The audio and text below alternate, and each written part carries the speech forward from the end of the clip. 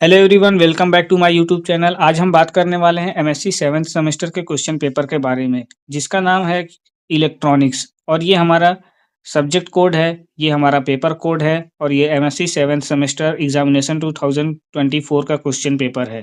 जैसा कि ये 2 घंटे का क्वेश्चन पेपर दिया गया है और मैक्सिमम मार्क्स 75 मार्क्स के हैं। Attempt all question from all section as per instructions. जैसा हर सेक्शन में इंस्ट्रक्शंस दिए गए हैं, उसी इंस्ट्रक्शंस के अकॉर्डिंग सारे क्वेश्चन को अटेम्प्ट करना है।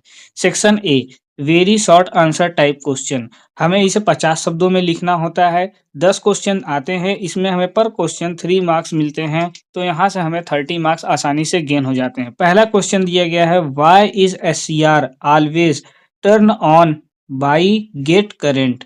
दूसरा क्वेश्चन दिया गया है, what is the advantages of TRIAC over an SCR.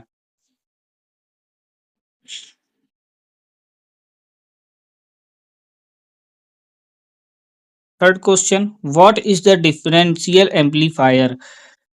Fourth question, what is voltage follower. What do you mean by standard and non standard form of expression.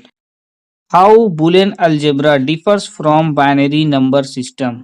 Question number 7, what is rolling and overlapping in के map.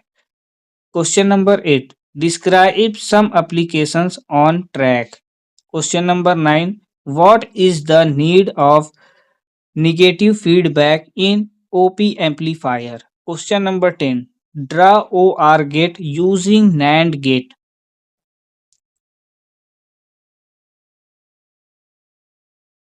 Section B. Very short answer type questions. Note. Attempt any 3 questions. इसमें हमें कोई 3 questions करने हैं और यहाँ से हमें 10 मार्क्स मिलेंगे 3 क्वेश्चन को सॉल्व करने से, तो हमें यहाँ से भी 30 मार्क्स मिल जाएंगे। क्वेश्चन नंबर सेकंड दिया हुआ है very short answer type question में, शॉर्ट आंसर टाइप क्वेश्चन में, draw a transistor equivalent circuit of A track and explain its operation from its equivalent circuit. Question number 3 दिया है, what is UJT, draw and explain its current voltage characteristic. Question number 4, describe OP amplifier using for by stable multi vibrator, explain its operation.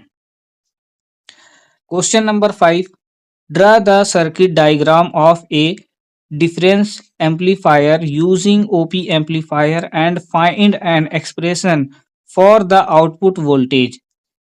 Question number 6.